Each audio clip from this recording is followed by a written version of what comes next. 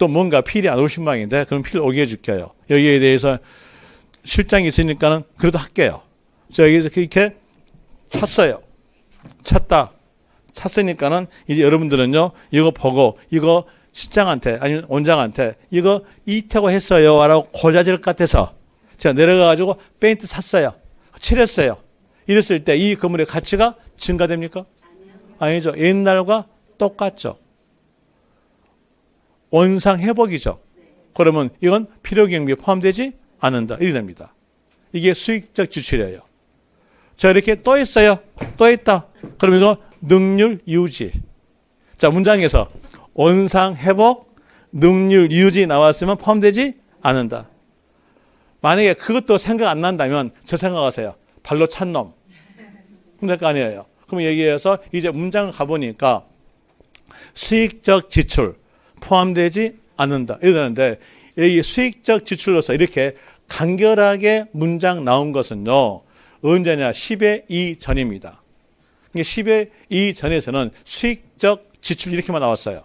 그러면서 여기에 대한 내용 포함되지 않겠다라고 했는데 지금은 한 문장의 속줄, 넉줄이에요. 출제자들이 문장의 표현이 아주 좋아. 문장의 표현이 아주 좋으나 키단어는 꼭 준다는 얘기예요. 문장 가보니까 키단어에 대해서 원상 회복 나왔어요. 그러면 이 단어 보자마자 필요경비 불포함. 왜? 수익적 지출이니까. 그래서 또 능률 이유지 나왔어도 마찬가지로서 필요경비 불포함. 이렇게 아시면 됩니다. 이렇게 아시고 그리고 또 자본적 지출의 예시가 소득세법 시행령에서 적어져요. 시험은 법정 내용 그대로 나오니까 요 내용 글자 그대로 적어져요. 그러면 한 문장으로서 넉 줄 됩니다. 넉 줄 되는데 문장 지문 다 외워야 되는데 외우지 마세요. 이제 우리는 글자 찾기만 하시면 돼요. 글자 찾기로서 이게 끝에 가보니까 뭘로 끝납니까? 제외금이 끝났네요. 이게 끝났죠? 그래야 필요경비 포함이다? 불포함이다? 포함되고요. 다시 이제 여기에서 제외의 금액이 끝나지 않고 필요경비 산이 끝났어요. 그러면요. 불포함. 저희 필요경비 산이 끝났다면 그때는요. 불포함. 여기에서 제외로 끝났으니까 포함이다. 되겠죠? 이렇게 아시면 될 것이고 그다음 다시 여기에서 자본적 지출 예시에 대한 이유로서 여기도 마침표 앞 보니까 끝난 것이 제외 금액 끝났죠. 그래서 필요경비 포함이다. 자본적 지출로서 필요경비 포함이다. 하나 제외 금액으로 끝나지 않고 필요경비 사안이 끝났어요. 그랬으면요. 불포함으로서 됩니다. 알 수 있겠죠? 알 수 있고 그리고 여기에 대한 내용은 어떤 내용이냐면 수용되면서 보상금을 좀 더 많이 받기 위해서 소송 걸린 내용입니다. 보상금을 좀 더 많이 받기 위해서 소송 걸린 내용이니까 필요경비 포함될 때는 증액 보상금 한도로서 포함된다. 자, 증액 보상금 한도로서 포함된다 이렇게 나오는데 여기에 대한 내용은 시험에서 한 번도 나온 적은 없어요. 혹시 몰라서 말씀을 드린 겁니다. 증액 보상금 한도다 이렇게 나오게 되고요. 그리고 자본적 지출 예시에 대해서 볼 때 뒤에 끝말에가 개발 부담금, 재건축 부담금 여기다 내용 공법에서 배웠죠. 재개발 부담금, 재건축 부담금을 지급함으로 인해서 양도가액이 커져요. 커진 만큼 희생된 가치로서 자본적 지출로서 필요경비 포함된다. 이렇게 나오게 되죠. 그리고 또 자본적 지출 예시에 대한 이유로서 이제 기재부령으로서 정하는 비용이 있어요. 근데 거기에 대한 내용이 지문들이 아주 길어요. 아주 긴데 거기 첫 번째 점 보세요. 첫 점에서 어떤 글자가 튀어나옵니까? 점 보니 어떤 글자 튀어나옵니까? 어떤 사람은요 여기에서 어떤 글자 튀어나옵니까? 이렇게 여쭤봤더니 주무시다가요 터지요.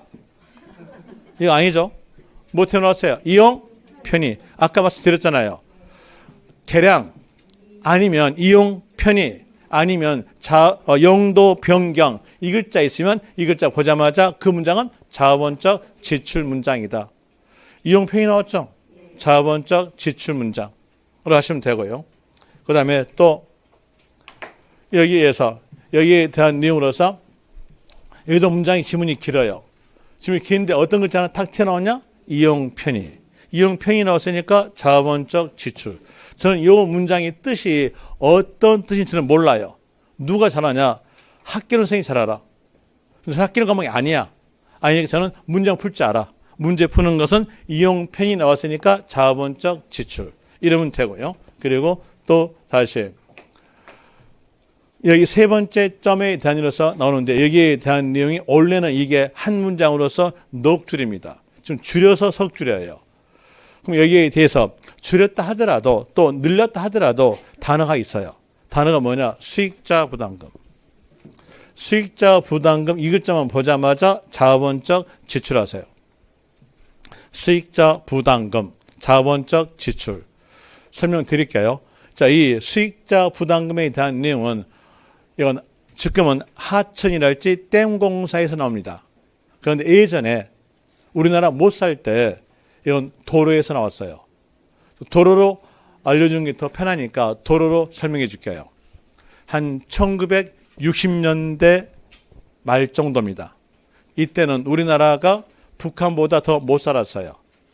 그때 시절입니다. 그때 시절에서 이렇게 북한보다 못 사니까 박정희 대통령은 도로를 늘려야 된다. 도로를 늘려서 교통을 빨리 하게 되면 경제가 살아날 것이다. 해가지고 그때 만든 것이 경부고속도로입니다. 그때부터 우리나라 발전되기 시작해요. 이렇게 도로가 있어요. 도로에서 2차선 도로예요. 2차선 도로에서 여기에 토지 소유자가 있고요. 여기 보면 있겠죠? 여기에서 도로를 넓혀요. 도시개발 사업이 들어가면서 4차선 갑니다. 4차선 가니까 여기에서 1차선만큼은 수용되겠죠. 여기도 1차선 어때요? 수용돼요. 이렇게 수용되는데 예전 연로하신 분들은 수용이라는 단어 보자마자 치를 떨었어요. 왜 치를 떨었느냐? 면 뺏겼거든. 뺏기고 안 주면 옥합벌로 맞거든. 그러니까 안 맞으려고 줘요. 또 보상금에 대한 건 아주 조금밖에 안 받아.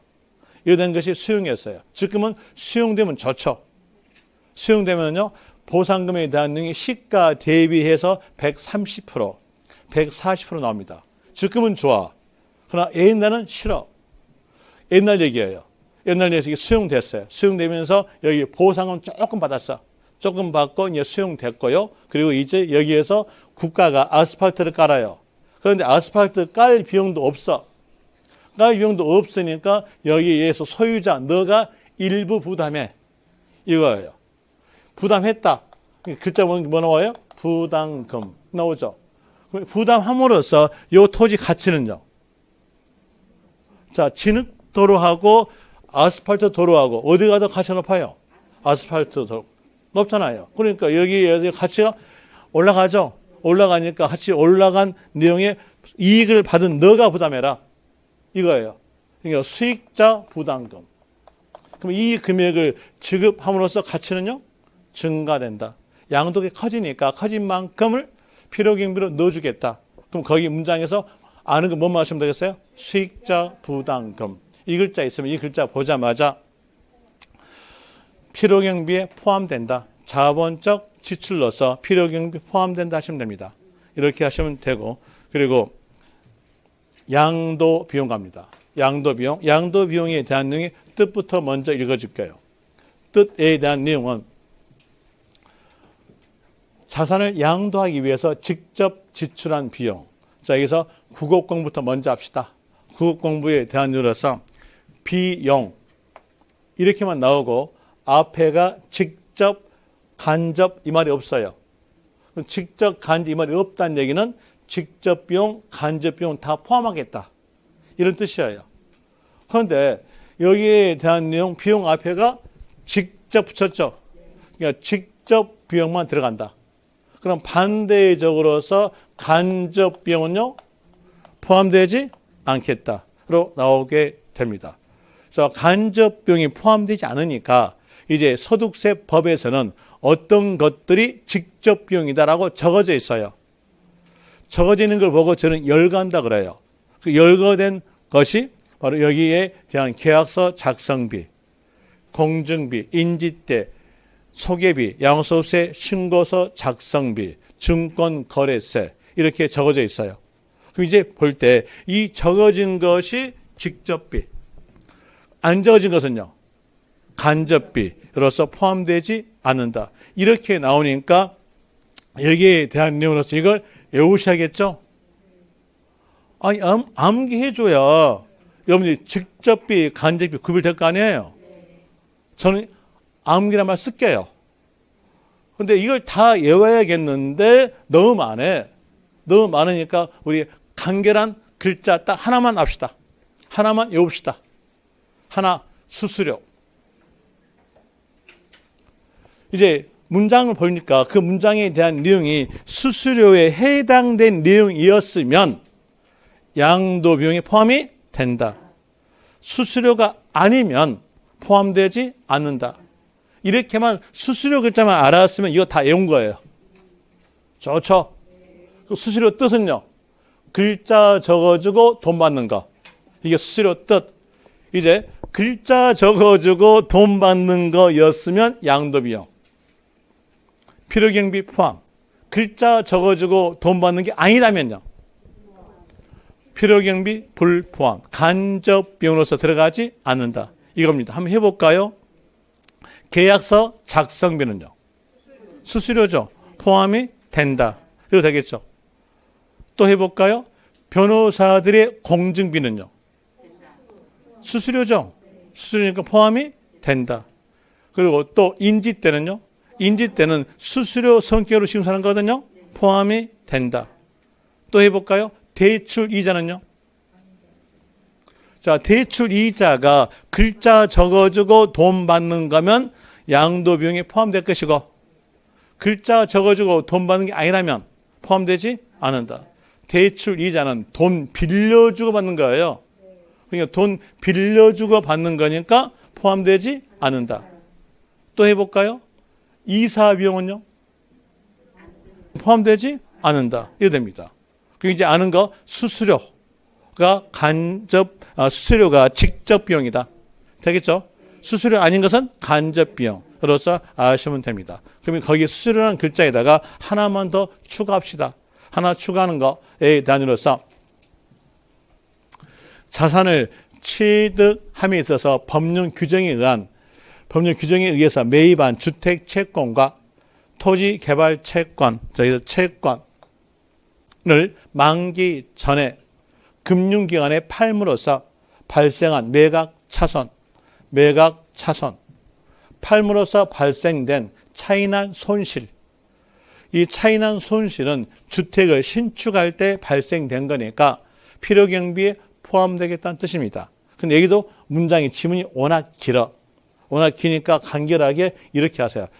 채권, 매각, 차손으로 기억하시면 되고 또 문장 더 읽어주면 금융기관 외자에게 여기서 금융기관 외자란 말은 사채업자에게 양도한 경우 동일한 날에 금융기관에 양도했을 경우 발생하는 매각 차손을 한도다.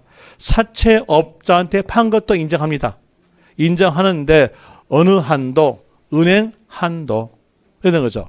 그러면 개국조세이지 않은 것은 은행 한도의 매각 차손. 이렇게만 기억하면 되겠죠.